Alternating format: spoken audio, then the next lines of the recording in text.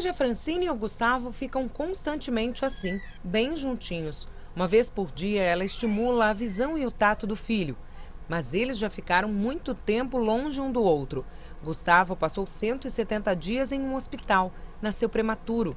A parte que ele era grave era por isso, por ele ter nascido um prematuro extremo, abaixo de 1,5 kg. Ele nasceu com 1,1 kg, 1,110 kg e 35 centímetros. Ele precisou ficar entubado e precisou de medicação para expandir o pulmão, porque o pulmão dele ainda estava muito imaturo. E fora as outras intercorrências que foram tendo ao longo do tempo, né? Eles entraram em contato com o convênio médico, explicaram a situação e pediram a transferência porque ele não tinha condições de ficar lá. E o convênio foi procurar um local para que pudesse levar o meu filho. E nesse tempo, eles demoraram 12 horas para aparecer. E nesse tempo, meu filho estava correndo risco de vida. Porque se ele precisasse de alguma coisa que ele não tivesse, infelizmente, não ia ter como socorrer. Quando a ambulância chegou,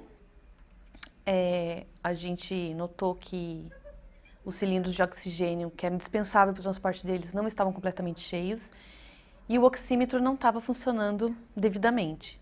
O médico do hospital que o Gustavo nasceu se propôs a emprestar o oxímetro dele particular, para que pudesse fazer o transporte com segurança.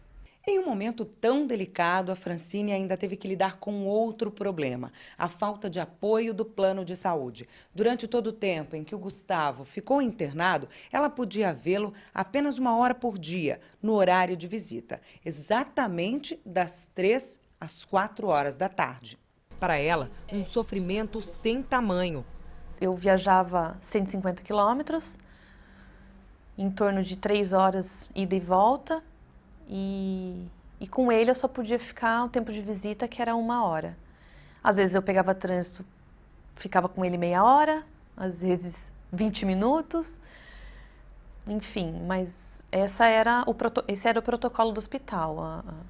A mãe só podia ficar no horário de visita. A partir do momento que a criança pudesse fazer o mãe canguru, que é pele com a mãe, aí eu podia ficar com ele da 1 às 15 e depois o horário de visita das 15 às 16. Então eu podia ficar das 13 às 16 horas. Mas isso foi num prazo de 1 mês, porque como ele teve várias intercorrências, eu não conseguia fazer esse mãe canguru, porque ele tinha que sair do oxigênio para ele ficar fora da incubadora comigo. E aí o tempo foi passando e eu fui viajando.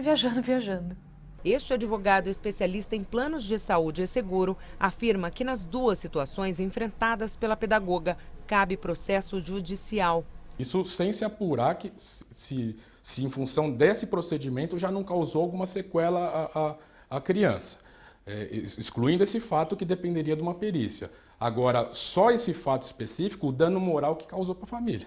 De você ter, querendo uma situação emergencial, querer colocar numa unidade intensiva com a maior rapidez possível, com a maior agilidade possível, e pela desorganização, você deixar a família nessa aflição toda, nesse desespero todo, sem saber onde seu filho fica, ele ficar parado por 12 horas, sem ter oxigênio, é uma situação absurda, inconcebível realmente. Com relação à comodidade da mãe, o Estatuto da Criança e do Adolescente, até no, se eu não me engano, artigo 12, ele determina que para as crianças é obrigatório a permanência que se mantenha um local para permanecer um dos pais no local da internação. Inclusive, sendo isso, uma UTI neonatal. Isso é o que diz o Estatuto da Criança e do Adolescente. Então, era uma obrigação do plano de saúde ter criado uma acomodação para a mãe para permanecer no local. Depois de passar por tantas dificuldades, Francine tem a alegria de poder estar com o filho nos braços. Mas mesmo assim, a dor de cabeça com o plano de saúde continua. Ela paga mais de R$ 1.200 todos os meses e não consegue cobertura para todas as necessidades do Gustavo, que sofre de hidrocefalia. O tratamento dele continua, porque ele precisa de vários profissionais, vários tratamentos, e o convênio dele não dá direito a reembolso.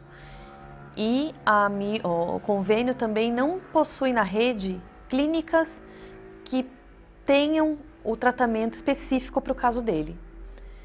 Então a gente está tendo que fazer particular.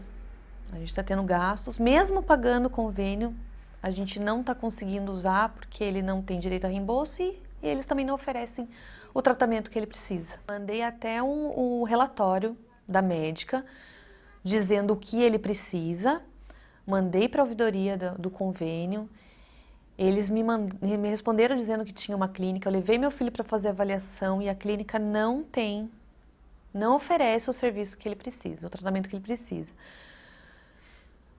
Ainda mandei para mim pedindo reembolso porque eu tenho a clínica que ele já está fazendo, mas eles ainda não entraram em contato comigo. Qual que é o gasto mensal médio com essas outras terapias que você tem que pagar parte? R$ 1.500 fora o plano. Isso porque ele não está fazendo a quantidade suficiente, porque a gente não tem condições de pagar mais. Ele teria que fazer mais, mas como é cobrado semanalmente, a gente está fazendo o mínimo que a gente pode, mas ele precisa de mais sessões, então ficaria um custo maior ainda. No caso dele específico, o segundo princípio que atende especificamente o caso dele é para quem tem um transtorno, aí no caso dele, em função da sequela que ele teve, uma espécie de um transtorno mental que ele ficou com uma espécie de uma sequela, um transtorno, determina esse princípio que o plano de saúde, que é a saúde suplementar, ela tem que tomar tudo quanto é medida, isso é um princípio do plano de saúde, toda quanto é medida necessária para que gere uma criança, uma pessoa com autonomia. Então, todas as medidas necessárias têm que ser tomadas por esse plano de saúde. Não tem restrição para isso. Em nota, o plano de saúde usado pela Francine, o Amil, informou que está em contato com a família do Gustavo para os devidos esclarecimentos e agendamentos. Mais abaixo, o texto diz que o contrato discutido na reportagem não prevê reembolso.